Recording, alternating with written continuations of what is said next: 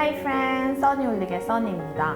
오늘은 건강즙에 대해서 한번 얘기를 해볼 거예요. 주변 분들이 굉장히 많이들 드시더라고요. 근데 효능을 모르고 드시는 분들도 많고 주변에서 좋다 하면 이렇게 먹고 이런 분들도 되게 많더라고요. 그래서 오늘은 제가 한번 확실히 건강즙별 효능에 대해서 얘기를 해드리고, 또 이런 분들은 이런 즙과 이런 즙을 섞어 먹으면 안 좋다, 그리고 이런 분들은 이런 즙이 안 좋다, 이런 것들도 영상 끝부분에 제가 함께 같이 말을 할 거기 때문에 그 부분까지 꼭 같이 보셨으면 좋겠고, 다이어트 하는 분들이 제 영상을 많이 볼 것 같아서 과일즙은 좀 당이 많이 높아요. 그렇기 때문에 배제하고 오늘은 여러분들이 좀 많이 드시는 건강즙 위주로 효능에 대해서 한번 말을 해보도록 하겠습니다.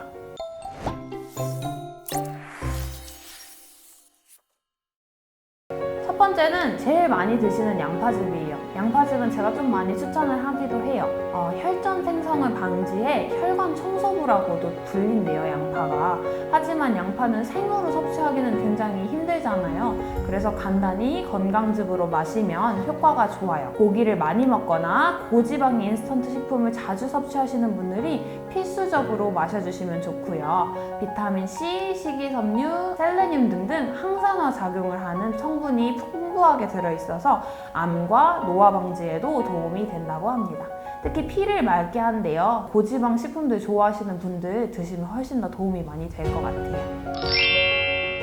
두 번째는 칡즙이에요. 칡은 구황작물로 옛 어르신들부터 모두들 즐겨 드시던 건강식품인데요. 겨울에도 얼어 죽지 않고 땅속에서 살아남다 보니 다양강장제로도 많이 이용되어 왔지만, 사실 칡즙은 식물성 에스트로겐이 풍부하여 갱년기 여성들에게 좋은 효과를 발휘한다고 합니다. 또한 카네킨 성분과 다이제인 성분이 풍부하여 간 기능을 강화시키고 신체의 칼슘 흡수를 도와 골다공증 예방 및 치료에도 좋다고 하니 참고하여 드시길 바랍니다.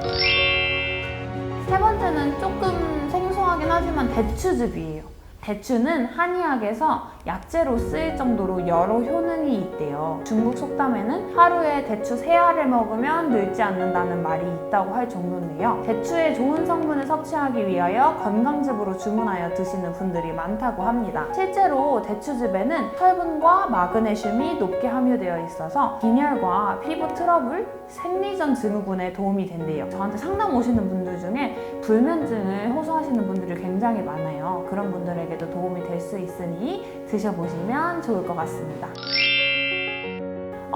다음은 양배추즙이에요. 저한테 진짜 필요한데, 요즘 분들이 굉장히 위에 대한 스트레스도 많고 위가 좀 안 좋으신 분들이 많아요. 그래서 일본 여행 가면 필수로 사야 한다는 카베진 있잖아요. 카베진은 일본에서 30초에 1개가 팔린다고 할 정도로 인기가 굉장히 높은 위장약이에요.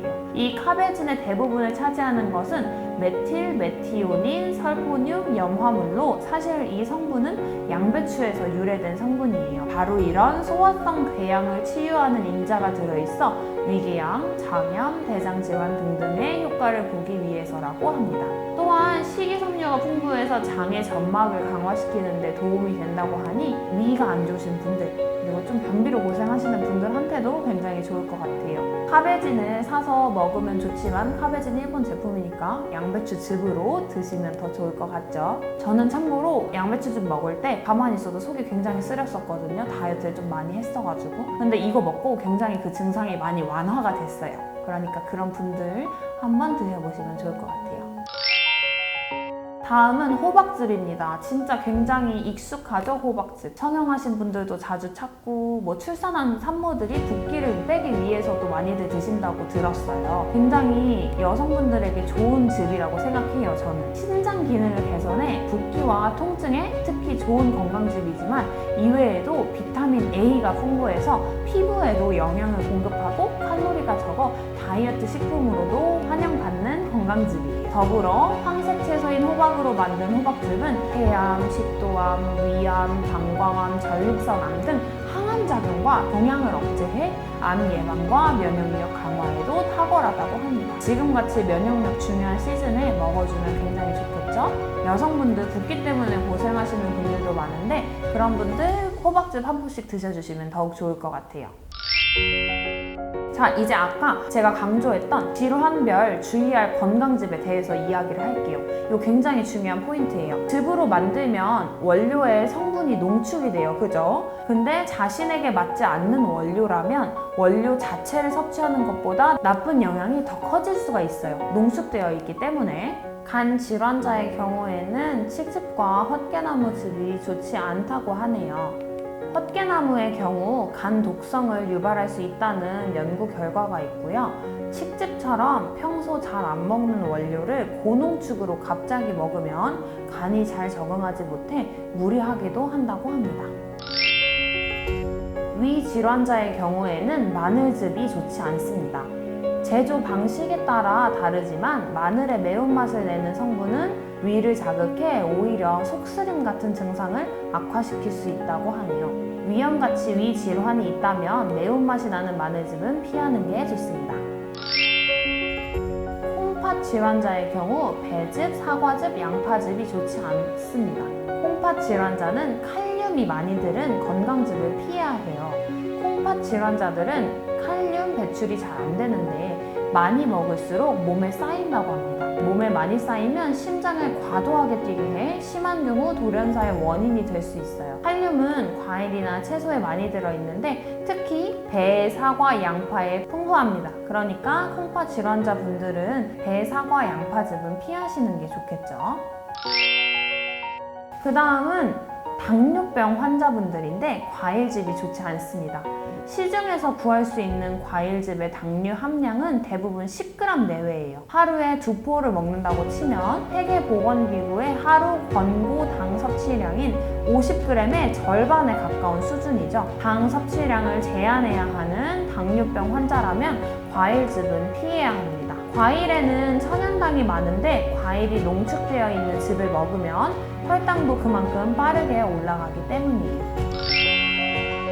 자, 이번에는 같이 먹으면 안 되는 건강즙에 대해서 얘기를 해볼게요. 탄닌 성분은 철과 결합해 탄닌 산철을 만들고요. 즉, 탄닌 성분을 많이 섭취하면 체내의 철분 흡수율이 낮아질 수 있어요. 그래서 탄닌 함량이 높은 포도즙이나 대추즙은 철분 함량이 높은 버섯즙, 도라지즙과 함께 복용하지 않는 게 좋습니다. 꿀에도 철분이 다량 함유되어 있으므로 포도즙이나 대추즙에 꿀을 섞어 마시는 건 좋지 않겠죠. 특히 빈혈 같은 질환으로 철분이 필요한 사람은 특히 더 조심하셔야 돼요. 건강즙을 드시고 있다면 건강즙 포장지 뒷면이나 포장 박스에 포함된 고형분 함량을 살펴보세요. 고형분은 식품 성분이 얼마나 함유되어 있는지 알아보는 하나의 기준입니다. 고형분에 물을 넣으면 추출액이라고 표현할 수 있는데 추출액이 90% 들어있다고 해도 고형분 1% 함유라는 식으로 표기되어 있다면 식품 성분은 0.9%에 불과한 거예요. 또한 원재료명에 정제수가 적혀 있다면 건강즙에 물을 섞은 것으로 농도가 매우 연하겠죠. 되도록 성분에 사과 100% 같이 순수하게 식품만 적혀 있는 것을 고르는 게 좋습니다. 자, 오늘 이렇게 해서 건강즙에 대해서 여러 가지를 한번 말해봤는데요.